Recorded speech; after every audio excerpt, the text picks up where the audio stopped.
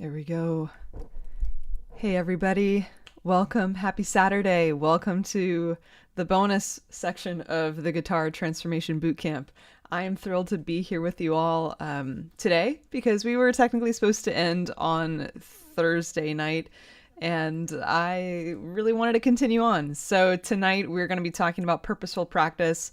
If you can hear real quick, just if someone can let me know if you can hear me and see me clearly, just to make sure everything is running smoothly. It has been. We've really had no technical issues at all this week. Very grateful for that. But there we do. Perfect. Thank you guys. Yeah, you guys are amazing. Thanks so much. But I'm excited for tonight. I missed you yesterday. I don't know if anybody missed this Guitar Transformation Bootcamp yesterday. We had kind of a day off yesterday because we were supposed to be done. But I thought yesterday was a really good day to kind of just let the stuff, the information, and all the things we've learned kind of marinate in your brain a little bit. Filter through some stuff, maybe rewatch some things, and maybe even just kind of let the mind rest and ready to absorb things for tonight. I thought it would be really great to do a session tonight on practicing.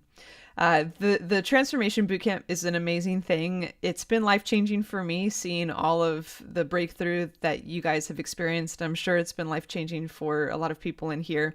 But even though things can be amazing and there's a lot of transformation and it's like this 4-day high of all of this stuff, when we get back into reality, come next week, when we settle back into our lives and everything, sometimes it's kind of like this, oh, now what? Now what? Now what do I do with all of this stuff? You know, and also we've learned so much stuff. How do we actually practice it and keep it up and keep the transformation going? And that's also why I offer this lifetime access to Caitlin's Guitar Academy, so you can continue the transformation lifelong. But I thought this would be a great time to just sit down and really talk about how we can make a practice routine that fits into our everyday life. Practicing, some people love it. Some people are just wired to practice and they absolutely love it. I am one of those people. I went to school for classical guitar and I would lock myself in a practice room anywhere from 8 to 10 hours a day, and I loved every second of it. Doesn't mean it was easy. Doesn't mean there were moments that were, there were just some really difficult moments in that, but I loved it. Doesn't mean it was always fun every time, but I did love it. But there are some people who, it's hard for them. It's hard for them to find the actual time to practice because life is crazy. There's also some people that they just want to play. They don't really want to practice. So I want to talk about a lot of things tonight, but I think the most important theme, the overall theme tonight, is we don't have to completely restructure our lives to continue getting better on the guitar. So I hope tonight encourages you, knowing this is very doable. Everybody in here is capable of creating and maintaining a very healthy practice routine. I'm even going to break down literally, if you have 5 minutes, what you can be putting in to those 5 minutes. Really working smarter, not harder, having a strategy. So the things that I am going to talk about tonight, I am going to talk about goals. The first segment of tonight is all about goals. I'm going to talk about why it's important to have goals and how that can really be the North Star for our practice routine, and how it will really help us determine what we need to be practicing. So we're going to talk about goals. I want to break down goals into different segments of long-term, medium-term, and short-term goals. I'm then going to talk about, so I've just got my notes out here.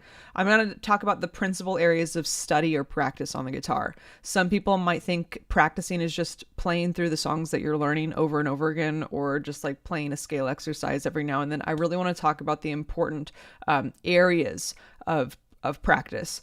I'm also going to talk about the difference between practicing and playing. Some people I have heard me say some things like this before, but if you're new to it, I do want to explain the difference between practicing and playing. And then I also am going to give just some of my practice tips to keep the momentum going. And then how to really build your lifestyle depending on how much time you think you'll be able to practice. I'm going to break down a 5-minute practice routine, 15-minute, 30-minute, and then an hour practice routine to really see what fits your life the best. And there's different seasons of everything. Some people in here might have a lot of free time, and maybe this is a season of life where you can dedicate an hour or two a day to practice. That is awesome. I don't have that in my life right now, but that's awesome if you have that. There might be some people where the season of life right now, like this summer, is crazy. I might have 5 minutes every other day.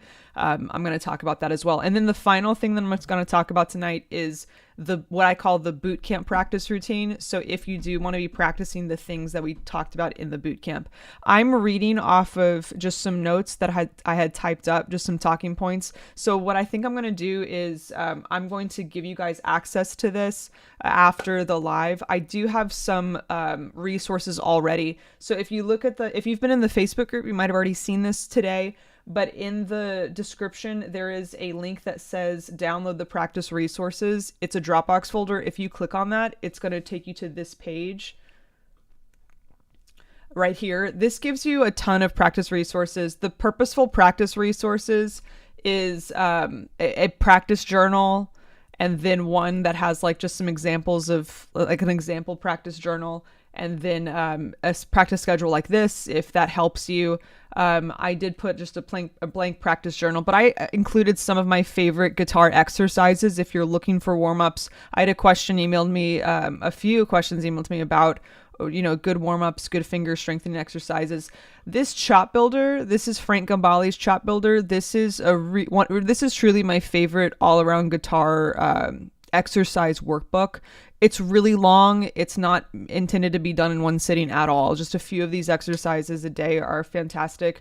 I also put in Corey Wong has a really good practice booklet. It's just a few pages long, but it does a really good job of taking you through chromatic exercises and also scale exercises. But I also put in like pentatonic exercises, just some like chromatic workouts, strength, speed, endurance. A ton of fun stuff in here. So, and I may be adding to these. This folder is going to be all the all access members get access to everything in here, and I might add in more things later on.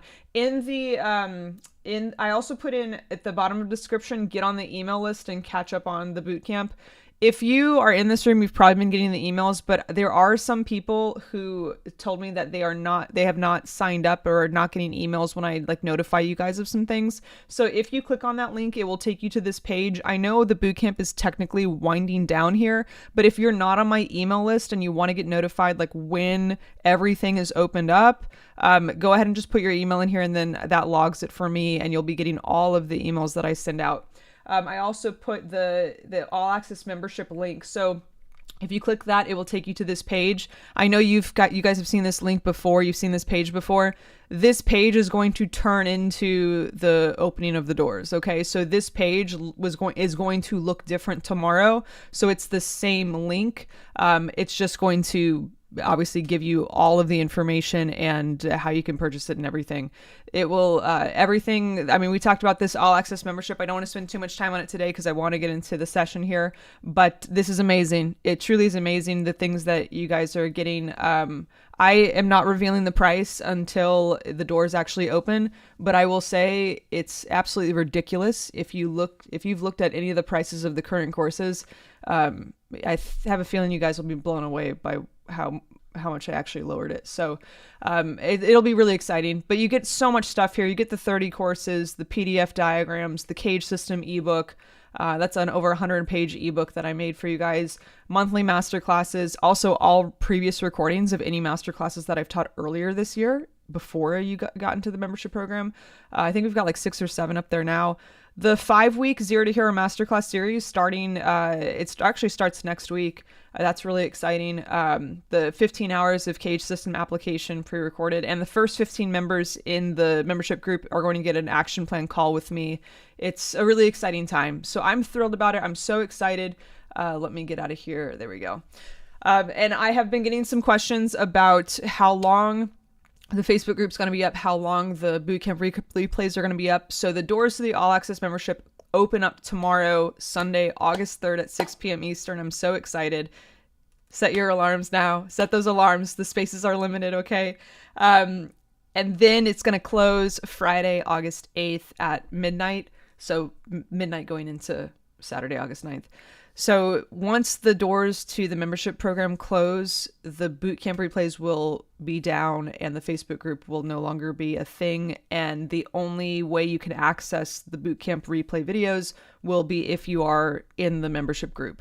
So if you've enjoyed these and you've been wanting to, honestly, I think the information in the 4 days of bootcamp is worth the price of the membership. But if you are wanting to watch these more, Also, if you want a community still, our inside only community to the all access members, which I had explained over and over again. You guys might be tired of hearing it, but all of that, you're going to want to get into the membership. So this stuff will be available for really the next week. And then it's just the all access members that get that. But yeah, be on the lookout from an email from me. I will be sending out an email. I sent out an email earlier today. I'll send out one tomorrow saying today is the day the doors open, and also send out one at the exact time that the doors are open. So just be on the lookout for all of that stuff. Okay, you want to be, if you want to get in there and save your spot, but being one of the first 15 is really cool to have that action plan call with me where we break down a plan, an individualized plan for you through the courses and everything. But I said this yesterday. I'll say it one more time, and then we'll get into the teaching aspect here. But the reason why the membership program is a lifetime access to these courses and a lifetime access to all of the stuff in there is because I want you to be able to have lifelong transformation without feeling like you're in a rush. I have found a lot of people end up plateauing on the guitar because they try to work through things so fast. Like, oh, I have access to these videos for the next month or two, so I got to get through this. And then you're just absorbing the information too fast. So the lifelong access is great. That way, if you want to do a video course once a month or every few months, you're in no rush with this stuff. And that will really set a healthy pace for continuing the transformation. Something else that I added, I know tonight was really the last night. I'm doing a live session tomorrow if you want to hang out with me. So tomorrow's going to be a really fun time. I posted about this in the Facebook group. I don't know if I'm going to be sending this out in email or not. Just depends on how I've got a ton of stuff to do tonight. But tomorrow, I think I'm just going to hop on here for about an hour or two. It just depends on how many people are in here.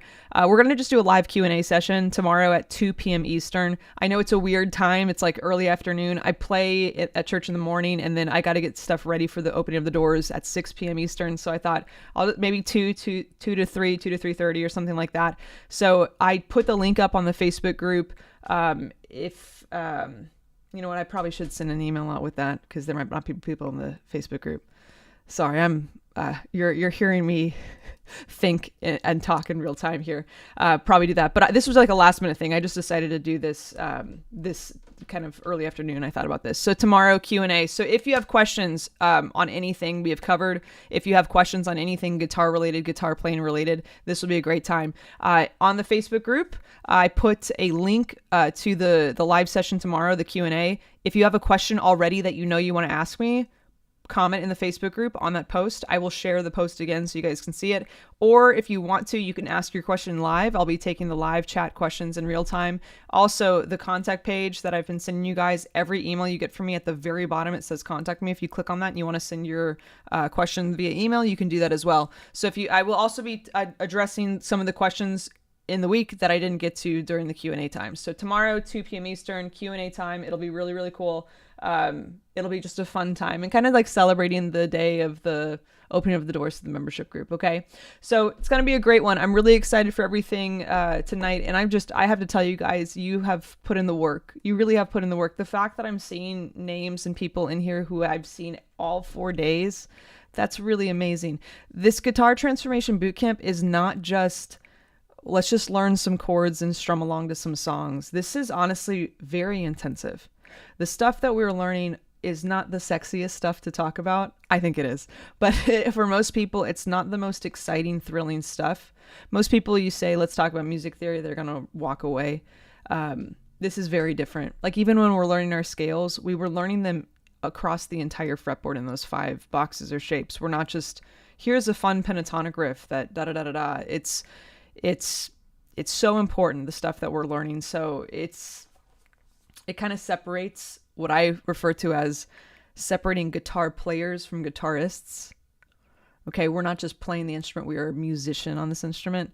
So I'm really proud of you guys. I truly am so proud of you. I hope I see all of you in the membership program. That would be amazing because I would love to be invested with you guys in your guitar journey for as long as I possibly can. But even if I never see you again, I just want to thank you for being a part of this, and I'm just so proud of you. So proud of you. Let's get into practicing, shall we? I'll leave a little bit of Q&A time at the end here if you do have some questions on the practice stuff. But let's get to it, okay? We have learned so much the past week, so I think it's healthy to talk about how we actually practice things, okay? When we think about practicing on the guitar, when we're thinking about practicing, whether you're acoustic guitar, electric guitar, whatever it is, sometimes we're so focused on just getting our songs down or learning new songs or just learning new things. The first thing that you really want to address with yourself and kind of take inventory of what you're doing and where you're headed. The first thing we got to do is we got to make sure we have the right goals. We have to set goals. If you do not have goals with your guitar playing, it's actually very difficult to try to figure out what you even need to practice. The goals will really determine what we're going to practice or what we need. So when we think about goals, this is not just like, I want to get better at the guitar. That's my goal. Okay, that's a great goal. It's a little vague. So I tell my students, like, it's so important to be very specific with your goals. Like, even if I don't know if any of you like listen to entrepreneurship podcasts or anything like that, but when you have these like great entrepreneurship or life coaches, when they talk to you about like what do you want your future to look like, they always say like, get really specific. Like, what kind of car do you want to drive? How big do you want your house to be? And all this stuff. So with our goals, try to be as specific as you possibly can. So no more, I just got to get better at the guitar. I just got to get better. No, we want to be, well, what do you want to do with the guitar? So I'm going to talk about long-term goals, medium, intermediate term goals, and then short-term goals. Also be aware, start being aware of like what you're desiring out of guitar playing, really figure out. And I did have someone actually comment, it was like a year ago, I was talking about practicing, and I remember somebody's comment and they said, it's hard for me because I've just lost the why. I forgot why I picked it up. So sometimes, yeah, goals are important, but what is honestly just as important is just remembering why you picked up the guitar in the first place. Why did you choose to do it? And the moments that it's hard, the moments that we hit these road bumps in life with the guitar, think about why you remember to do that. I remember as a kid, it was very hard for me to communicate my emotions. It was just really hard for me as a kid to actually speak with words what is going on in my head and my heart. And the guitar was really the only way I could do that. It just it somehow came out through that. And I think about that all the time. I think about like there are some days where it just, life is hard. Things get hard on the guitar. And I was playing a show last week at Disney, and it was the hottest day of the year, and I'm dressed in all black, and the cement ground where I was playing on, the heat was rising, and I could feel the heat in my boots, and it was so hot, and I almost passed out from heat exhaustion. And I remember being in between two sets. I was playing for 4 hours outside in the Florida heat, and I just remember honestly, I thought I was gonna fall down because I'm like, I feel like I'm gonna throw up. It's so hot, and I'm just so sweaty. And I honestly thought, why did you pick up this instrument? Like, this is okay. You have to keep going. So not to say that things are always easy or always fun, but we love them. So keep it going. Remember why you picked it up. So let's talk about long-term goals. Long-term goals are basically, I'm thinking like yearly, anywhere from maybe 1 to 3 years or on. Okay, it could even be something where you just picked up the guitar and you're thinking like 10 years in the future. That's awesome, but you want to have a long-term goal. Long-term goals are sometimes really easy for a lot of people if you're a little more imaginative and like just fantasizing over things and kind of jumping out of reality. A lot of people are really good at like that. Oh, I'm gonna be the so-and-so's guitar player one day, or I'm gonna be touring the world. That's awesome. That's great. If you've got your head in the clouds, maybe you are good at long-term goals. Sometimes this is really hard for some practical, realistic people. It's kind of hard for me. I'm very practical, organized, and structured, so sometimes long-term goals are hard for me to think about. But we need a big picture. We need a North Star. We need a horizon line that we can always be shooting for, okay? So even if it's difficult for you to think about, we want to be thinking about these things. Basically, long-term goals are how the guitar is going to fit into your life, or how the guitar is really going to be applied to your life. What do you want to do with it? This could honestly be as intense as, I want a career path with the guitar, or like I want some sort of purpose with the guitar beyond just sitting in my room and playing it. This could be something as simple as, when I'm at a family function, I want to be able to have my guitar out and start playing things and people start singing along. It could be something as, I really want to form a cover band with my friends. Or there's this cover band that plays in my town and they said that they need a guitar player, and I feel like I know songs but I don't really know how to solo. So maybe that is your long-term goal. It could also be like being a gigging musician, even like professional. Like I want to be able to start recording for people. I want to be a session musician, or like I've written some songs and I have an interface and I want to be able to like just strum along and play something nice where I can actually like release some songs. It could be even I want to start posting on Instagram or TikTok or something. It could be literally anything. Be a touring musician or something. It could be, yeah, some crazy stuff. I've actually had some students that have had absolutely insane goals and they're coming to pass, which is so, so beautiful. I actually had, there's an awesome guy in the membership program already. If you guys get in the membership program, you'll become fast friends with him. His name's Brian, and he had a goal of having a Blink-182 cover band. And I remember when we had a lesson where he was kind of talking about the idea, bouncing things around, and he just posted a video to the membership group. I think it was last week or the week before, and like an actual video of their gig, and it was so good. He sounded so good. He was singing and playing, and it was really, really cool. And that's another reason why I love this membership group. We can really see how people are hitting their goals. It's so fun. So think about this. It could even be like, I want to make money with the guitar. I want to make a living with the guitar, just anything. But again, it doesn't have to be fancy. It could be something like, I want to be able to strum the guitar and sing lullabies when my kids are going to sleep. Like that, honestly, it might sound crazy, but that's always been my goal. I remember when I was a kid playing guitar, I remember thinking, I want one day to be, my dream is really to be a mom and have kids one day. God willing, that'll happen. But to be able to sing my kids to sleep, I think that would be the coolest thing. And I know at that point I'll have made it. So it can be anything, but start thinking about this, guys, and have fun with this. To think about long-term goals is not to freak us out. It's to really just expand that horizon and have that North Star. Okay. These long-term goals will actually determine the medium and the short-term goals, and then what we actually have to practice. So we're kind of thinking big and going really small with all of this, okay? Let's talk about medium-term goals. Again, the long-term goals was anywhere from a year, 3 years, it could be even a decade, whatever you want that to be, but we're thinking long-term. Medium-term, I'm thinking really anything up to a year. 1 to 6 months, even we can think kind of like monthly with this. Medium-term goals are going to be really like basically it categorizes the categories that require specific skills to fulfill the long-term goals. So let's say you had a long-term goal of eventually starting a cover band with your friends, or something like that, where you wanted to be a guitar soloist from a band that you know that they needed someone to kind of like play little solos over. Well, you know what's going to be a medium-term goal is being able to improvise over certain genre. Oh, this is a country band and they really need another guitar player. Let me practice improvising over country tunes, okay? If it could be learning specific solos, if it's a cover band, it could be learning specific songs. I tell my students, like, start preparing for the gig you don't have yet. And maybe one day the door will open and you'll have it. So like if you are wanting to play in a band and you're like, man, I would love to be in that band one day. I would love to be, it's a cover band that plays around my town. I would love to be able to do that. Well, figure out what their set list is and just start learning some stuff.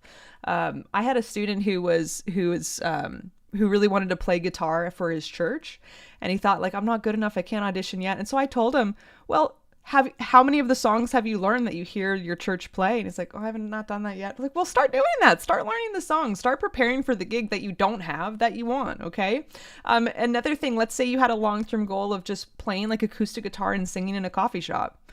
Okay. Well, you know what you're going to do? You're going to be able to figure out how to find a song in the key that fits your voice, how to cover a song and make it fit well on just an acoustic guitar. If you want to just play songs for your friends and family, well, a medium-term goal might be, okay, I really need to become versatile in songs that would really fit that well, where I can like sing and play for people, or like the songs that people would like, being able to like figure out the capo and where to place the capo for certain keys, maybe get better at finger picking. Maybe compose a song might be something like this. Maybe just become more versatile in different styles. But these are sometimes the medium term goals are hard for people because we just kind of think either big picture, like really small, like, oh, I need to work on my scales or I need to work on strumming. But really think about this: improvisation, learning certain styles. Maybe you want to learn how to play a jazz standard, learn how to play fingerstyle pieces. These can be a little broad, but they're more specific than the long term goal. Okay. Moving into the short-term goals, this is really anything from really basically like up to a month. Okay, so and this is why part of the reason why I do these boot camps at the last week of the month.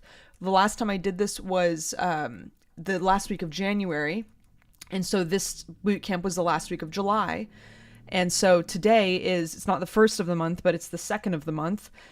We're starting a fresh month now. Personally, for me, I live here in Florida, and when I see August on the calendar, I'm thinking, yes, the summer heat is eventually going to die away. It's been so hot here. So I woke up yesterday, I'm like, okay, I feel like the fall might be on its way. But when we have a fresh new month, when we see that 1 or 2 on the calendar, you want to think, what am I going to accomplish this month? So when we think short-term goals, we're really thinking per month. What am I going to accomplish in the next 30, 31 days? You can be thinking about this kind of weekly as well, the things that I need to be doing to keep myself accountable so I can hit that short-term goal by the end of the month. Short-term goals are more specific and they're measurable. They're not as fun and flashy as the long term, or the long term are really fun to think about, but they're not fun and flashy. They are very specific and very measurable, meaning, let's say I have a short-term goal of playing through a solo faster. I'm at like 95 BPM and I want to get to 105. I can literally measure how fast I'm playing it. Let's say I want to have like develop better technique or be a more, or play with a little smoother with when I'm doing my scale exercises or something. You can literally record yourself and measure that and see the difference. So that's what we're talking about with short-term goals. Again, these are determined by the long-term and the medium term. So if you figured out what you want to be doing on the guitar, this is where we actually do it. Okay, this is where we are actually implementing the things. So this could be something where, okay, really wanted that gig with that cover band and they needed someone to do some like simple solos. Okay, well, what we talked about, okay, well, what style of music do they play? What are the songs that they play? That's our medium-term goals. Now, short-term goals might be actually being able to solo over certain songs, actually being able to figure out, well, what scales would work well with this style? It's a country band, maybe pentatonic scales. My strategic scales application masterclass course is in the academy, and it's amazing how you can figure out what scales to use over what styles or genre. I show this trick. It's so cool. Definitely watch that if you're in the academy. But it would be something like that. So yeah, you want to become very well versed in the pentatonic scale. You want to be able to play through things faster, play with backing tracks. Let's say you wanted to have a very simple long-term goal of playing for family and friends with just your acoustic guitar for the holidays, okay? It could be something where, okay, my short-term goals might be, I want to be able to physically have the endurance to get through 5 songs. I want to be able to play a finger picking part for some of the pop songs that I've been learning or something like this. But what I put down here, it was really skills, styles, and genres, speed and accuracy, better technique, increased chord vocabulary, increasing your knowledge of scales. I've got a really good video course called Scale Comparisons, and that shows you just like a 1-octave scale of a ton of different scales so you can see the difference in sound. You learn blues licks, learn licks of different styles. Play a scale at a certain BPM, beats per minute, meaning how fast you're playing it. Getting better with creative techniques, double stops, bends, finger picking. These are a ton of stuff we talk about in masterclasses in my coaching group, but also recording yourself. So for the short-term goals, recording yourself. Part of the reason why I had everybody, or I didn't make you guys do these challenges, but part of the reason why I had offered these challenges has been not only to get you guys doing this stuff and like actually working through the stuff from the bootcamp days with the Facebook group and the challenges and everything. That's wonderful. But another reason is just to practice recording yourself. Practicing recording yourself and posting is great because it does help you with confidence. There's a lot of people, I know there's some people that were posting videos of the challenges that have literally never shown anybody themselves playing. Like, it was literally the first time they've done that. I know that. I've seen that. I had some of you tell me that, which is a beautiful thing. But another reason why I wanted you to practice recording yourself is to build the habit of actually recording yourself when you practice. So if there's things that you're working on, there are some times with these short-term goals, it can be very frustrating because we don't see improvement. If you are not measuring improvement, you might not see it and it might pass you by. Okay. Sometimes when you're practicing things on the guitar, it's like if you're starting to work out and you go into the gym and like you see no improvement, like there is improvement happening and it just takes a while to actually see. So start literally measuring it. So I just recommend doing this. I recommend doing this once a week, but you might have the schedule where, I'll just do it once a month, whatever's healthy for you.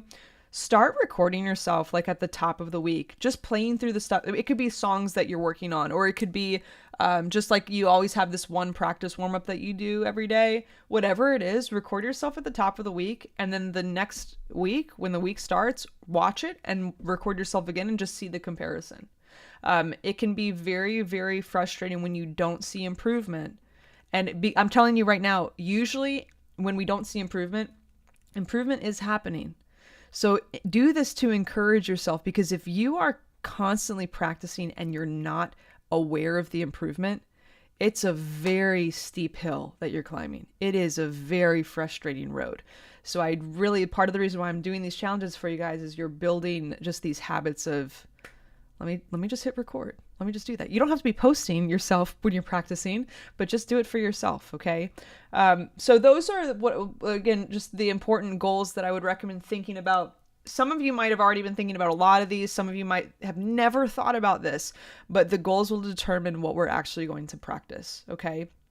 And at the end here, I am going to talk about the bootcamp practice schedule. So like or the bootcamp practice routine, what you should be practicing if you want to improve on the things from the past 4 days, which if you're in my membership academy, the stuff in the bootcamp is like tip of the iceberg. We go into a lot of stuff there. So it's fun. But I want to talk right now about the principal areas of practice, or like the principal areas of study.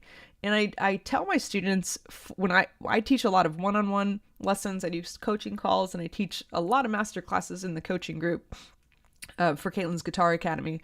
But whenever you're learning something on the guitar, there are 3 things that and this actually wasn't in my talking point, but I thought I had mentioned this in the past 4 days, and I don't think I did, but there are 3 things to always make sure you're accomplishing anytime you're learning anything. The first is just the actual learning or studying of it. So let's say you want to learn the pentatonic scale. Well, obviously we have to learn the scale. We have to go. That's what we did on day 4, right? We plugged in the scale. I want to get better at my major or minor pentatonic scale. Okay, I have to learn it. There's no way around it. You have to learn it. The second aspect is the practicing. The grind, the daily grind of just practicing these pentatonic scales with a metronome, making some exercise out of it. Practicing double stops with those, practicing bends with a pentatonic scale, just practicing these scales, moving them from key to key, practicing with a backing track. Great. The third thing is application. So we have the actual learning, the practicing, and then the application. Application, I kind of split this off into 2 different avenues here. The first aspect of application is, for lack of a better term, regurgitation. Okay? Basically, or another way that I say it, though, is transcription, but sometimes that freaks people out because they think they have to write something out. But regurgitation, transcription's a more eloquent word for that. Basically, if you're learning your pentatonic scale and you've learned it, you've practiced it, let's now transcribe it or regurgitate it. What were the masters doing with this? Look up some songs that actually use the major pentatonic scale or the minor pentatonic scale. Look up the tab and hold it up next to the diagram and see where they're actually using it, and actually play through it. Begin to actually see how others have applied this. And the second avenue of application is improvisation. Now, it's easy to think about that with scales and solos. Okay, turn on a song and start improvising. We talked a little bit about that on Thursday night. But you could do the same thing with chords. I had a student, Mike, great student. I don't know if he's usually in here. I don't know if he's in here today, but he's part of the academy. He's amazing. Just so encouraging. He had a one-on-one coaching call with me, and I think it was actually his action plan call from when he got into the academy, and he wanted to get better at chords. And I said, have you ever tried to improvise with chords? And he's like, no, I've never heard of doing that. And I said, well, pick a key. Okay, let's just pick the key of C. Pick a key and go on YouTube and type in key of C drone or like pad, where it's like just an hour looped of literally just like a C drone. It's not changing chords. It's just literally like a C chord, and that's it. There's no changing chords. And I said, just start improvising with chords in the key of C. Start seeing like, oh, the 2 chord to the 5 chord, then to like the minor 3 chord. That's a really cool sound, and just start improvising with chords. So there's a way to be doing this, but that's what I talk about with application is let's transcribe or like regurgitate what has already happened, what the masters have done with this, but also how can I use this? How can I do something with this? How can I speak the language, right? I've said that only like a few hundred times the past 4 days. Okay, but anyway, I want to get into the principal areas of study. So when it comes to practicing, how many? I think I have 5 here. 1, 2, 3, 4, 5. Let's see. Okay, well, the first thing is technique. Technique is a big thing. Technique will set us up for success no matter what our goals are. Okay, some people think, well, I'm not going to be a classical guitar nerd. I don't need technique. Well, you're going to need technique for anything at all. When we're talking technique, we're talking about finger positions. We looked at that with the cage stuff, the pentatonic scale. Finger positions, make sure that my finger is placed well on the fret. We're also talking about sound quality. We're talking about speed and tempo, how fast we're playing. We're talking about how smooth we're playing things. We're talking about rhythm. Can I stay with like a steady beat? Someone had sent me an email earlier today asking if I can address, some things for finger strengthening, and this would be in the category of technique. This is what I call guitar fitness. How strong are my fingers? How is the dexterity with my fingers? Okay, how much independent control do I have with my fingers? This really all falls under the umbrella of technique. Now, I do want to address real quick just some finger strengthening things if you do want to practice this. None of them require the guitar. Okay, there are some great finger strengthening, like actual like chromatic scale exercises in the practice resources folder, but I want to show you this here. This is a very simple. This is just one by Dear Area, but there's a lot of different brands out there of guitar finger strengthener. You can do this with either hand. It's just wonderful to really strengthen each of the fingers. And if you want to do it for the fretting hand, I recommend doing it like this, where you can really move them down. You can tighten these. It's a great thing. You can do it for finger picking as well. Now, one of the things that is kind of overlooked when we think I have to get my fingers stronger, usually what I find when people want to get their fingers stronger for either hand, and usually for the plucking hand, it's like for finger picking, but for fretting hand, obviously get those fingers stronger. It's not necessarily strength. It's control and independence of your fingers. So what I'm going to show you here, I just need a flat surface. So if you didn't know I was a nerd already, I'm just reaching for something, and it's a copy of War and Peace. Okay. Okay, here. Caitlin doesn't have a social life, obviously. Okay, so if you take just a flat surface, I could do this on my desk, but you can't see, the camera's not lined up. It's embarrassing. This is why we love live streams. You never know what you're going to get with this. Okay, so if you just have your fingers here, I'm going to do this with my fretting hand, but you can do this with your plucking hand at all. Start by just doing one finger at a time, just lifting up one finger at a time. And if you can do that, that's great. That's just like a level 1, okay? Then just start by lifting up 2 fingers at a time, and they can be in an order, okay? Like that, just 2 fingers at a time. And then can you lift up 3 fingers? Okay, great. And then can you just call out random fingers? Okay, can you call out random fingers? Great. Can I call out any random 2, like a thumb and a middle? Can I call it a ring and an index? Can I call it this is a tricky one, middle and pinky?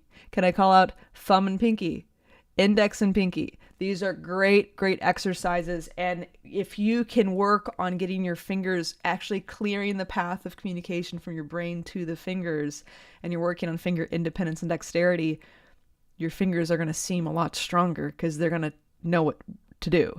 Sometimes we think our fingers are weak just because our fingers aren't listening to us.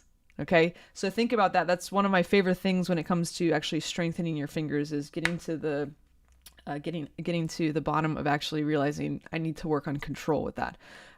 Yeah, but anyway, so technique is really the first principal area that we want to be hitting when we practice. The second is what I refer to as knowledge.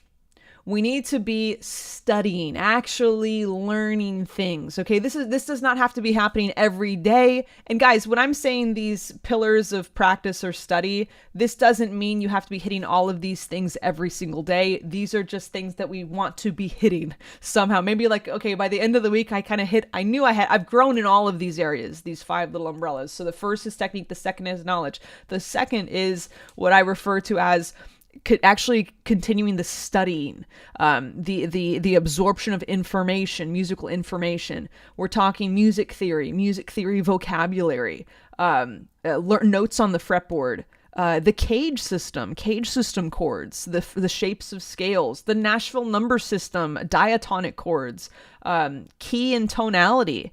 Understanding, okay, I'm going to learn this song. What key is this in? Just start thinking about what keys things are in.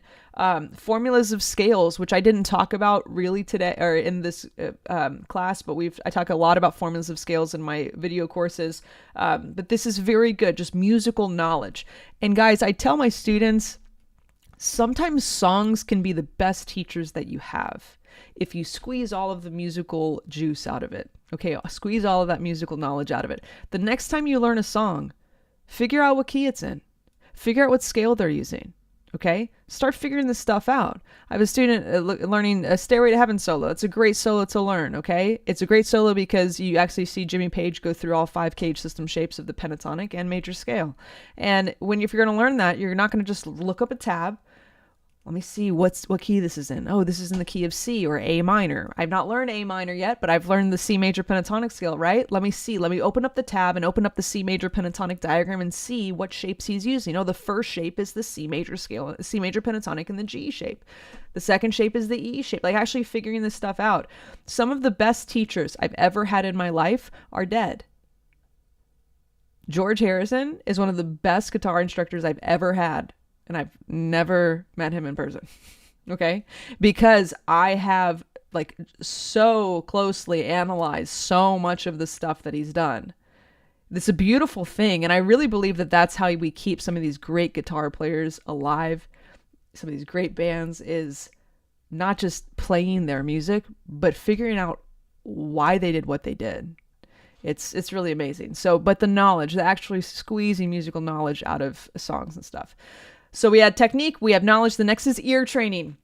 Now, something that I had put in for the all access members, they get access to, I think it's an hour and a half long, an ear training masterclass recording that I did. It's called Ear Training Tricks, and I break down how you can really work on ear training effectively, but how you can identify a key by ear, how you can identify chords by ear, and how you can identify a melody by ear. And I show some great tricks with that. But when we're talking about ear training when it comes to practicing, and I do show you some things in that video, I highly recommend it. I do show you some things in there what you can actually practice to improve ear training. But if you want to think about some practical things with ear training that you want to improve on, one is relative pitch. Relative pitch is one of the most important things you can actually do to train your ear. Relative pitch is not perfect pitch. I want to talk about the differences that real quick. Perfect pitch is where you can hear a note and you know exactly where that is, like in what octave. Like if you couldn't see a piano down here and I play a note, you know exactly, oh, that's an F. Or that's a middle C. Like you know exactly that note. That is honestly when most people have perfect pitch, they are born with it. I believe you can be trained. I'm actually training myself right now. I think I'll be able to have it like within the next 5 years or so. I know it can be trained. But relative pitch, that's perfect pitch. Relative pitch is where you can hear a song or a chord progression or notes of a scale, and you don't know what key it's in, because again, that's perfect pitch. I don't know what key it's in, but I know, oh, this is the 1 chord, or they're going to a minor 6 chord here. And that is really, really important to have because that's how you learn songs by ear. Okay. Another thing is interval training. Interval training is where you start at a note and you go up, like, let me hear what a second interval from like C to D, or a C to E would be a third, C to F is a fourth. That's really good if you do eventually want to be able to, 2 things. One, be able to hear a guitar line or a guitar part and be able to play it and like see where it is. But also if you hear something in your head, be able to speak it on the instrument. And this is what I go into a lot in my master classes, and even in the courses will equip you with the tools to make this happen. We want to be able to speak music fluently. And when you get to a point where this might seem impossible, but I'm telling you right now, it's not at all. I have a course called Major Scale Blueprint, and I really give you the foundation of how you actually do this, because you see all of, in every key, all 7 notes across the fretboard. But if you hear something in your head and you have a musical idea, how do I know where it is on the guitar so I can play it like immediately? That's really, that's where the magic starts happening. And that's what you want. That's really what you want. A lot of soloists, it might look like they're just playing random things, but the greats hear something in their head and they know where it is on the guitar and they just pull it out. And that's really what we want to get to. And my scale blueprint courses are very, very important. If you do get in the academy, one of the most important courses is that major scale blueprint, because once you have the major scale blueprint mapped out and you can move it to any key and clearly see it with the diagrams I've given you guys in there, you can really, you have the foundation of all of the notes of the key. So it's a beautiful thing. Another thing with ear training is transcribing, just getting better with hearing a riff and trying to play it on the guitar. We are so spoiled today. We are so spoiled with, if I want to learn a song and I have access to Google, you can figure out that song. You can just type in, okay, I want to learn da da da da da, or the riff of da da da da da intro. You've got tabs.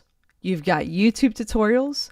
You've got even now the function on YouTube where you can slow something down, which is amazing.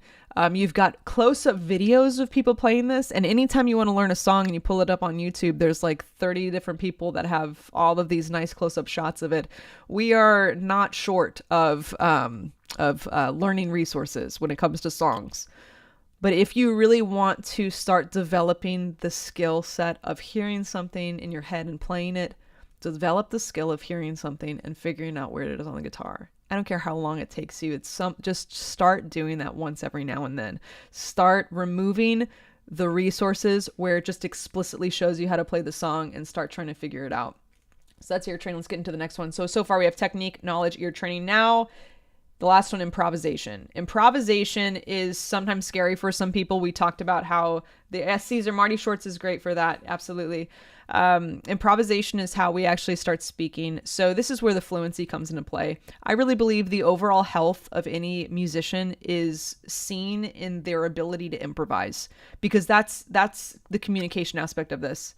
If somebody's learning a new language and you really want to see like the overall health of their language, like how well they really know it, you're not just gonna want them to like read out of a book or like be able to understand what you're saying. You want them to be able to communicate in real time. And that's what improvisation is. It's the communication in real time, where you might have an idea and you can bring that out on the guitar. It also works creative endurance. We talk about finger strength and the actual physical endurance of playing through a 10-song set or anything like that. Creative endurance is, can I continue to improvise and come up with ideas, even if you're just hitting random stuff right now, over, 4 measures or 8 measures or 32 measures or, 3 minutes, whatever it may be. Okay. But physical endurance as well is very important with improvisation, thinking about phrasing, the way in which you're saying something, creative techniques. That's very, very important to touch on. So these 4 aspects of practice, technique, knowledge, ear training, and improvisation, it does not mean you have to be hitting each of these things every day, but these are things that you want to be growing in for your short-term goals. So like by the end of, it's August 2nd right now. So does August have 31 days? 30, 31? In 29 days, have you improved in your technique? Have you improved in your musical knowledge? Have you improved in your ear training? Have you improved in improvisation? Okay. And you might notice like, wow, my technique is really good, but my ear training is terrible. I can't do anything. Well, maybe the next month, let's focus a little bit more on ear training. Okay. I want to talk about the difference between practicing and playing. This is something that I used to talk about a lot on, my Instagram and my social media channels. I don't think I've talked about it recently, but I do want to talk about the difference between practicing and playing, because they're both good and we want both, but we need to make sure we understand the difference in them. So practicing is going to be structured and goal oriented. Okay. Everything really that I've talked about so far is under the umbrella of practicing. practicing, you want to have the goals, and the reason why you're practicing is so that you can hit these goals. You want to have specific things you can improve on. You want things that can be measured. The practicing is measured. Doesn't mean like playing, if I'm playing a song, I'm getting better at the song. Yeah, absolutely. But we're talking about certain skills, okay? You want to strive to hit goals every practice session. You want an idea of what you actually want to practice. So let's say tomorrow the heavens open up and there's just this miracle of there's a 30-minute block in my schedule that I could actually sit down and practice the guitar. I can't tell you the last time that happened to me, but if you have those moments, amazing. If things line up just perfectly, these divine times where you've got a free 30 minutes, free hour, what you want is you want to make sure that you have a plan going into that. What are the things? Okay, I really want to be working on those pentatonic shapes that we learned in the boot camp. I want to get better at that. And I also want to be able to play them with a metronome. And can I play them faster by the end of the week? Or can I play them smoother by the end of the week? You need to have something. And so life is so crazy, and sometimes we might have these moments that do open up in our schedule that, oh my gosh, I have a free hour. Let me practice the guitar. So I just tell my students, by the start of the week, like have an idea of what you want to be practicing just in case something like that happens, so that you don't spend like 20 minutes like trying to figure out what should I practice today. Okay. But that practice, it's structured, it's goal oriented. You have a plan, it's purposeful, and it's measurable. Okay. The outcome of it is measurable. Playing, on the other hand, now when I say these things, it does not mean that playing is not important. It is very important, but the playing, we don't really necessarily need a goal with it. Now, when I'm talking about playing, I'm not just talking about play the songs that you're working on. If you're working on certain songs, you can kind of throw that in with practicing, okay? But when I say playing, I'm talking about we are removing the pressure of I have to get better. So if I have 30 minutes where I'm just going to sit and play the guitar, I'm not thinking I have to get better on this instrument right now, even though chances are you're going to get better while you are playing, but there's no goal. This could be, yeah, you could play through songs that you're working on. That's great. But you don't have the goal of these songs have to be so much better than when I started. Not at all. This could be noodling. This could be jamming. This could be turning on just a song and kind of playing along with it. This part is sometimes the healthiest part of adding into the practicing. This is the part where you want to be able to kind of shut the mind off a little bit and just allow yourself to play with this instrument. So there's a balance of practicing and playing. Some people are really good at playing and really bad at practicing. Some people, I honestly went through phases when I was in classical guitar school, I got really bad at playing. Not saying that I was bad at playing the guitar. I just mean I didn't have time where I just sat down with the guitar and had no goal. Everything, my schedule was so insane. Everything was so structured and goal oriented. I never had time to do that. And sometimes it might make you go crazy a little bit. Yeah, that's just, it's important to have the balance of both of those. So some practice tips, and I saw something up here. Would you recommend a practice sequence that mirrors the boot camp? And I'm going to address that here at the end. I have a boot camp practice routine. If you do want to get better at those things, absolutely. Sorry guys, I've been talking all week, my voice. Okay, just some practice tips. Have a plan, be efficient with your time, have a plan on what to practice before you pick up the guitar. Warm up. I would always warm up just to wake up the fingers. Your practice session is going to be way more efficient. This could be something like a very simple chromatic scale, like a caterpillar walk or something. It could even be like just one box of the pentatonic scale, but you want your warm up to reflect, like, to be healthy with the amount of time you have to practice. If you only have 5 minutes to practice, don't warm up for 4 minutes, warm up for 30 seconds. Okay. If you got an hour to practice, warm up for 5 minutes, maybe. Okay. But just get the fingers, get the mind ready. Warm ups, chromatic scale, major scale, fretting hand exercises, work on your weaknesses during practicing. If you're limited on time, only practice the weakest areas of your song. Metronome. Start using a metronome if you haven't yet. Don't be scared of the metronome. The metronome is not intended to just make us faster. That's why some people freak out with the metronome. The metronome is intended to build your internal metronome and kind of your internal time clock when it comes to playing rhythmically correctly. Using the metronome with scales, exercises, and our songs, but you don't want to be playing them like the BPM or the tempo or the speed of the recording. Slowing things down. Starting slow once you can play something slow, then moving faster, okay? The metronome, the way I like to think about this is if you have a train, like this, the how fast the train is moving is literally the speed of the train or the tempo of the song. The track is the metronome, and that is the rhythm, the accurate rhythm. It does not matter how fast you're trying to get out the gate playing that song. If you don't have the correct rhythm in place, the train's not going anywhere. So the metronome is very, very important to start figuring out how to use and using that with it. You don't have to use it every time, but once you start feeling comfortable with it, start implementing metronome into your warm-ups or your practice. Consistency is key. Being consistent to try to pick up the guitar as often as you can is going to be so much better than just like, I've got 4 hours tomorrow, I'm going to actually practice. I haven't touched the guitar in a month. We want to be consistent. 10 minutes every day is better than 10 hours once every 3 weeks. Okay. If you're efficient with your time, you can actually improve quite a bit in 10 minutes time. But if you struggle, if you're like, oh, I ended my day and I didn't practice the guitar, or I ended my week, I didn't practice the guitar, you can do some silly things. I tell my students, when you make your bed, hopefully you make your bed in the morning. And I will say, if you just start making your bed in the morning, there's probably a greater chance you'll actually find time to practice the guitar during the day. Make your bed in the morning and put the headstock of your guitar on your pillow. And when you get to bed and you got to remove that guitar to get into the bed, you're going to maybe realize, oh, I didn't touch it today. So I have one student that puts their guitar in the corner of their kitchen on a guitar stand. So they're in their kitchen every day. They see the guitar. Sometimes when you just see it, when it's present in your life, you might pick it up a little bit more. It does not mean you have to be picking it up every day, but you want to build a relationship where you feel right when you've played the guitar today, you practiced the guitar today. But let's talk a little bit about time. Honestly, if you're a beginner, it's really important to keep the joy. I tell beginners, like, you honestly don't have to stress yourself out with hitting so many like short-term goals with practice. Beginners, honestly, it's healthy to allow like half of the time for noodling or just playing songs. The more advanced you get, the noodling, playing, jamming, just the fun stuff in the practice segment, that's going to become more limited.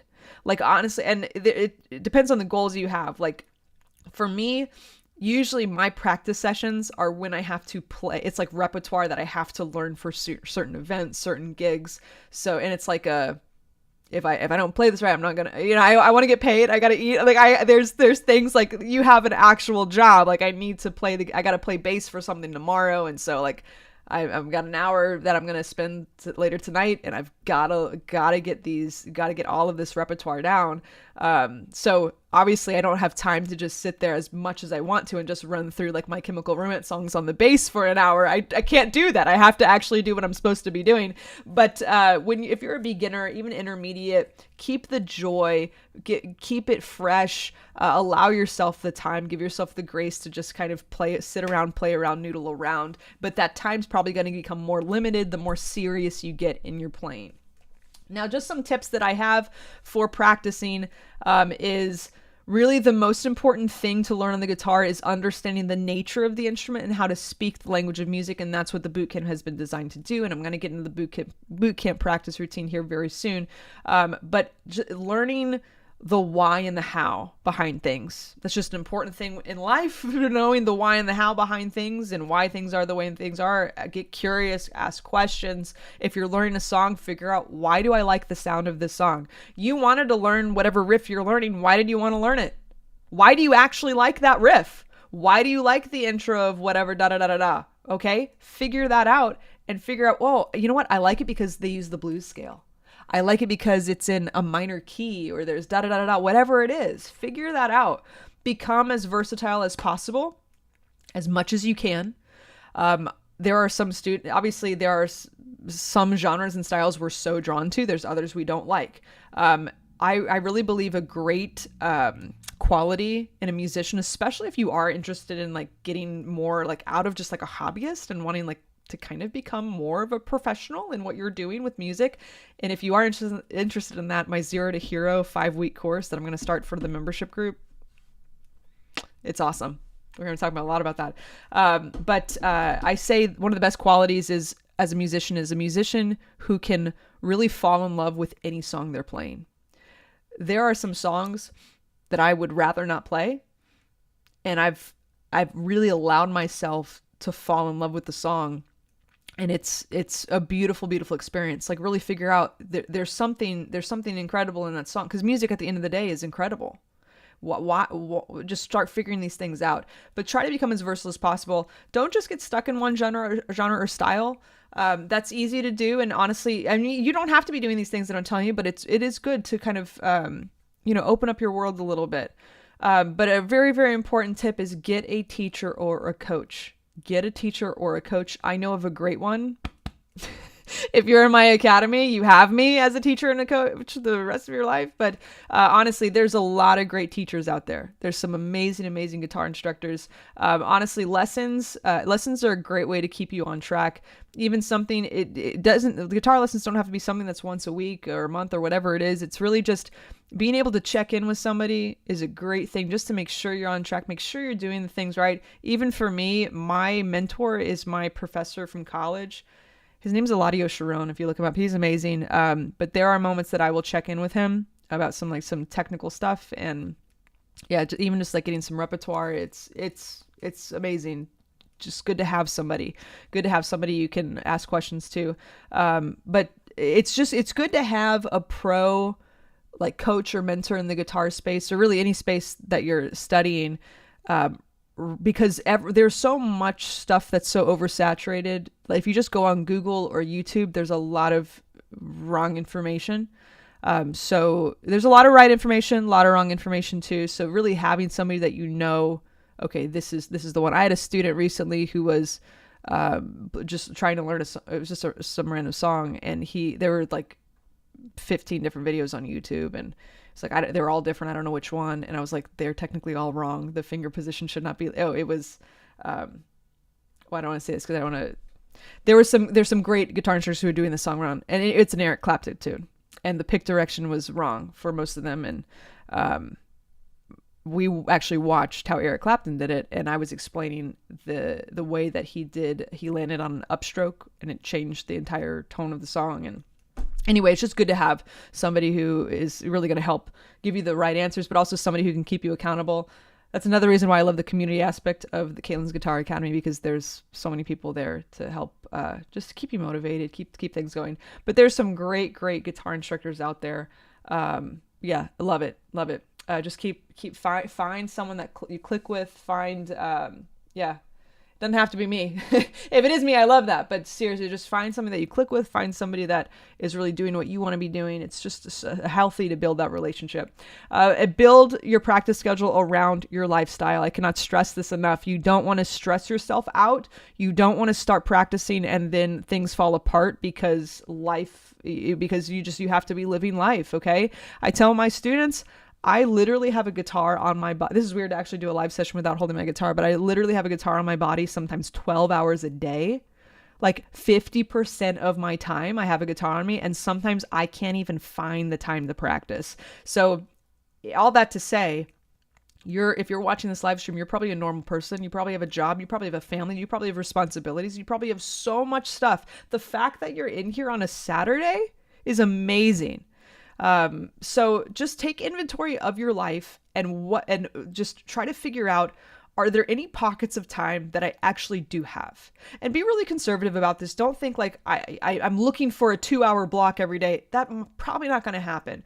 But is there any moment that you actually do, you know what? There is a time right after dinner before I go to bed, and I usually watch like a half-hour TV.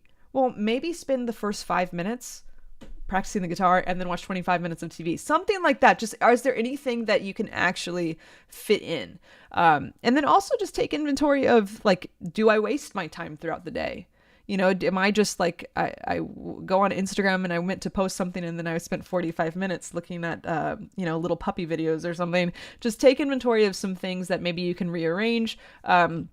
But you don't want to have to cut out important things in your life to get better at the guitar. If you're a parent and Saturday is your only free day and you want to spend time with your kids, don't not spend time with your kids to practice guitar. But is there any, can I find anything around the important things that I can actually start picking up my guitar and practicing for a little bit? But I want to break down now, Yeah, great, great, great. Yeah, Google can be really overwhelming. I could go into a lot of that. But anyway, keeping going here. Leon, hey, and Steve's, and Jay is, guys, my people from my All Access membership are in here. So good to see you guys. Oh, and Nick, I'm going to get distracted if I keep reading these. You guys are so sweet. Love you all in here. So what I want to do now is I want to get through, the practice routines, what I would actually recommend doing. I have a 5-minute, 15-minute, 30-minute, and an hour. We're going to talk about this segment pretending like the hour is unattainable, okay? But if you do have an hour in your schedule, that's wonderful. But I want to talk about the 5-minute practice routine. So if you only have 5 minutes in your day, which there are some people that might be thinking I don't have 5 minutes, but if you do have at least 5 minutes, this is what I would recommend on. If you only have 5 minutes, yeah, it might be nice to do like a 30-second warm-up. That'd be great. But spend those 5 minutes working on some sort of weakness. It could be something like I'm playing my pentatonic scales, and every time I put the pinky down, the pinky just like flattens or like it just curves. There's something wrong with the pinky. Well, work on that. Work on the movement of the pinky and the pentatonic scale. Maybe I'm working through a song and there's like these 2 measures that I always mess up on. You know what you're going to do for 5 minutes? You're going to work on those 2 measures and that's it. You're not going to like, let me start playing through the song first. And then it's for 4.5 minutes in. I only have 30 more seconds. No, you're going to just get in there. 5 minutes, even if you don't have a lot of time, if you only have 5 minutes, you have to be so disciplined with those 5 minutes. Just get in there, make it happen, whatever it is. Okay. The 15-minute practice routine. If you only have 15 minutes, warm up exercise, 3 minutes, 5 minutes, something nice. Work on some specific weakness for 5 minutes. It could be the movement of the pinky. It could be 2 measures of a song, whatever it is. Then you're going to just play for 5 minutes. You're going to either play through the song you're working on. You're going to improvise, play part of a song. You're just going to get the fingers moving. Because if we only have 15 minutes and we've already hit a weakness, we now want to, because usually when you hit weaknesses, you're really working some strength and dexterity with those weaknesses. So then for the next 5 minutes, you just want to continue the movement of the hand. And you want to just get your hands moving on the guitar. Okay, so that's 15 minutes. 30-minute practice routine, warm-up exercise scales for probably 5 minutes. You're going to work on a specific weakness for 10 minutes, and you're going to do any goals related to the short-term goals you had. It could be songs, it could be riffs, it could be anything for 10 to 15 minutes, parts of a song. And then for the last 5 minutes, I recommend improvising. Maybe you're getting the theme here. Warm up, specific weakness, work on something that you're working on, songs, riffs, scales, whatever it is, and then improvisation. Okay. And you can work on ear training simultaneously if you're paying attention to like, well, what key is this song in? What chord am I actually soloing over? Or things like that. Just paying attention. Awareness for ear training is everything. The 1 hour practice routine, if you do have this, God bless. But if this is what I would recommend for a 1 hour practice routine. I'm going to do this in 15-minute segments. You're going to do technique, transcribing, repertoire, knowledge. If you wanted to add improvisation, you can. But technique, we're thinking exercises, scales, workouts, everything I put in that practice resource booklet or in the Dropbox folder. Transcribing, learning things by ear, reading a tab, but being strategic with it, actually learning something. Repertoire, improving your songs, adding songs, maybe hitting weaknesses of songs. Knowledge. Can I improve my theory knowledge, my scale knowledge, maybe even ear training within there? And if I wanted to throw in maybe 5 minutes of improvisation at the end, tie a bow on that and you are done. That is great. Okay, for the bootcamp practice routine, we went over a lot of things with the bootcamp. Still tip of the iceberg if you start looking at the courses that I have in the academy, which is awesome. And guys, those 30 courses are not designed to like go through one a day. Like that's why I give you lifetime access to it. So you could take as long as you need to with these things. You don't want to just, swallow everything so quickly. So theory, we want at least once a week, I would recommend studying the practical theory concepts. This would be your keys, circle of fifths. Remember that great circle of fifths exercise, notes of the major scale, Nashville number system, things like that. So at least just once a week, if you have enjoyed what you've done in this bootcamp and you want to continue on your journey here, I would recommend at least once a week, just start studying some of the theory elements. And the workbook that I've given you guys is a great place to start there. So for fretboard formulas, at least once a week, just spend time working through one of the formulas. You could even do once a week. Let me just do that exercise that I did for the challenge. Okay, let me find all the B flats across the guitar. Let me just work on my octaves and go up and down the 12th fret area with my 6 4 5 3 octave formula. The cage system, I would recommend a few days a week, not just one day. Theory and fretboard formulas, one day a week. We're hitting some of that stuff. That's great. But the cage system, I would recommend 3 days a week practicing this, but you could do 2 days, whatever. Honestly, at the end of the day, whatever you can do. Okay. A few days a week practicing the cage shapes of any chord. Now, for our challenge, we did the 5 shapes of one chord, and that's a great way to practice it. Just like, okay, Monday, Wednesday, Friday, I'm going to do 5 shapes of the C chord on Monday, 5 shapes of the E flat chord on Wednesday. I'm going to do 5 shapes of the G chord on Friday, whatever it is. Another way that I talked about practicing was the chromatic, where you go up the scale or up the 12th fret area. Barbara in the Facebook group actually did that for her challenge video. It was really cool. She actually was going chromatically with it. It was awesome. It's a great way to practice it. For your scales, I would think, honestly, like every other day you practice something scale related. Practice the C major pentatonic scale. Practice just one box of it. Practice improvising with it. Practice adding in the notes of the major scale, just hitting that like every other day. So, I mean, if you're thinking that once a week I'm going to touch on theory, once a week I'm going to touch on the fretboard formula, maybe 2 or 3 days a week I'm going to touch on the cage system, maybe every other day I pick up the guitar, I'm kind of running through my scales. That's just so healthy to implement into your guitar playing life. And then on top of that, like continue learning the songs you're learning. That's great. This is just really, really good with that. Really good for all of this. So that's really everything that I wanted to cover today. I will leave time a little bit here for any questions you have. But again, tomorrow at 2 p.m. Eastern, I'm going to hop on here for a live Q&A session. If you do have any questions for that, I put it in the Facebook group where you can comment your questions or you can ask them live for that tomorrow. And I'm going to be answering anything from questions that you had about the bootcamp sessions, questions on your guitar playing, whatever it is. Yeah, let me see. Any hints on the cost? So the cost of the all access will be available when the doors open. If you've seen the cost of any of the videos, it'll be absolutely ridiculous compared to those. We're just here for Starlight. Starlight will come in here. Starlight, come here, babe. Come on, Starlight. Come here, baby. Okay, so any other questions on anything here? Well, Dan, if you don't want to be here, you don't have to be here, okay? You can also hit unsubscribe. Yeah, this is great. Hardest part is to find a teacher with fit your goals. It is hard, but you start looking. I'm a decent teacher. I love teaching people, but really start looking. There's a lot of great guitar instructors all around Instagram, all around YouTube, but it really is hard to find somebody that fits with you and like knows your goals, but not someone that just wants to just. I actually had a student recently who came to one of my lessons and he said my last teacher would just ask me like, well, what should we work on today? And I'm like, well, that's your job. Well, yeah, but it's good to have a teacher who really understands your goals and can guide you and have a really good path. Let me just see if I missed any. How to practice bar chords and using the strumming arm. Really struggling with this. That is something that a lot of people struggle with for practicing the bar chords. Oh, you know what? Can I, since you're in here, I'll just show them to you here real quick. Here's Starlight. I know I said she would make a cameo.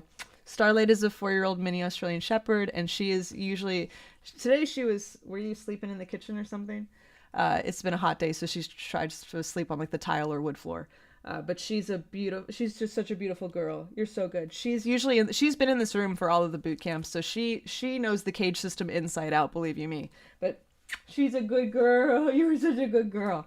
So she'll be here for the live Q&A tomorrow, but let me hit the bar chord question. So the bar chord strumming arm, how to practice bar chords using the strumming arm. Yeah, so I would recommend for the bar chord hack that I told you guys about, put your strumming foot on some sort of footstool, and I would try as best you can to somehow get the guitar. I would do this on an acoustic guitar. truly. If you can do this on an acoustic guitar, that's good. But you want to be seated, and can you try to get the guitar in a position where you're not holding it with the hands, you're not holding it in place? Can it kind of balance on its own? That's going to force yourself to, I shouldn't say force because I don't think pressure. That's going to allow you to not have to squeeze with the hand so much starting out. So the elbow, you want to make sure you're pushing that elbow into your body. And then I would honestly just jump into the pool here. Like, this is just start doing it. Take the thumb off. Sorry, this guitar's in a different tuning. Take the thumb off. Take the thumb off and just work through it like this, okay? Take the thumb off and work through those. That's really going to allow your thumb to not have to push and squeeze. Yeah. Just going chromatically with them too, like play through all, even just your E shapes without the thumb, and then just implement the thumb, put that thumb back in there. That'll be good. But it's the bar chord stuff, it's so frustrating because even if you're doing it the right way, again, it's these things where you might not feel the improvement right away. So I tell my students the best thing you can do is just continue to be aware. So every time you're playing these bar chords, can you be aware of, oh, I'm putting too much pressure on my thumb, or be aware of where the pain is happening. Sometimes what happens is when we're practicing our chords, we tend to bump ourselves out of position because we have to, especially beginners, we have to look at our fingers. So what I do here is I have a little mirror, just like a little makeup mirror that I set on my desk, and I have that angled so that I can look straight at the mirror, but it's angled to my hands, so I don't have to turn my head, because every time you turn your head, you're like moving all your technique. And if you really want the pain-free bar chords, it's all about the posture and relaxing into that. So that's something that I do recommend doing. Yeah, let me see if there's any other questions. Go ahead and send them. If not, we're going to wrap up here in a little bit. There are a lot going on for a beginner to learn, like should learn song first or theory, scale, improvisation, ear training. That's a really good point. I know it's technically not a question, but the reason why I designed the bootcamp the way I did is because I really believe that the 4 days of the bootcamp are the 4 most important things that you want to implement as a beginner. When it comes to beginners on the guitar, usually they just learn chords and songs, which is fine. That's fine to learn. I'm not saying that those are bad to learn, but you need to have a solid foundation of theory. We need to have a solid foundation of just understanding how the fretboard works. The cage system will be the greatest foundation you have of anything, and then using the scales. Those are really, really important. Yeah. Yeah, great. Yeah, Guitar Zero to Hero is good. Paul Davis is good. Very, very. Yeah, there's some great people out there. There's really some great stuff. Cool. Well, great. Well, guys, thank you so much for attending this session on a Saturday. This is great. I'm sure you guys had so many other things going on Saturday, and you made time for this, which is wonderful. There are the practice resources. I posted them to the Facebook group as well, but the Dropbox folder at the bottom of this description has all of that. If you have questions on anything for the live session for tomorrow, you can be sending me those questions via the contact link. That's, if you've gotten any email from me, there's a button at the bottom that says contact me, and you click on that, you can put your question in. If you're in the Facebook group, you can post your question on the Facebook group. You can just type it in the Facebook chat or the Facebook wall, is that what it's called? Discussion board. Or you can find the post that I put up just a few hours ago, and you can comment on that. Or you can just ask your question in real time tomorrow. We will be live tomorrow at 2 p.m. Eastern. I know that's a kind of a funky hour in the middle of the afternoon, but I've got stuff in the morning and stuff in the evening. So yeah, guys, thank you so much. Steve, Nick, thank you so much. I really appreciate it. Thank you. Anita, that's so happy to hear. I'm really happy to hear you got so much out. Yeah, Jake, and come join us in the academy. Thanks, Jake. It is so fun. Jake's been in there since January, and it's been such a fun time. It's just so fun. Cool. Yeah, well, very, very cool. Wonderful.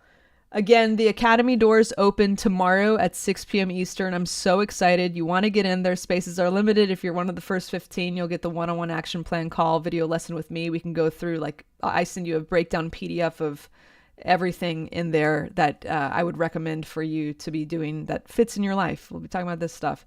But I hope today encouraged you where you don't need to be doing everything at once. You don't need to stress yourself out. You don't need to be carving out 30 minutes an hour every day, okay? We are playing the guitar to add joy to our life. We're not doing this to just, make ourselves miserable or stressed out. Not at all. Okay, so at the end of the day, remember your why. Remember why you picked up this instrument in the first place. It's a beautiful, beautiful thing. My alarm is set. I need to love it. Quick questions. The Academy lessons in a certain order. So, okay, let me actually answer this here real quick. So if you go to the Academy here, if you go to the Caitlin'sGuitarAcademy.com and you click on all courses, if you go to sort by, it will do it in alphabetical order of what blue scale diagrams is first because it's a B. But if you click on this, you can click recommended order. If you click recommended order, it will put it's the order that I recommend working through, just really a general order. Now, I have some students that might be more rhythm guitar players or lead guitar players. There's obviously, if you are a lead guitar player and you don't want to study finger picking, you do not need to.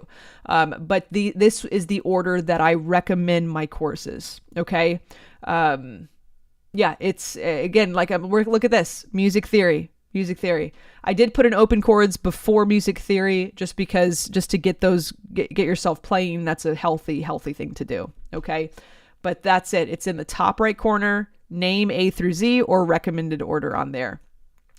Also in my Academy group, I have a PDF for everybody who does get into the Academy. I do have a PDF breakdown of what I would recommend for lead guitar players and then rhythm guitar players if you're interested in that too.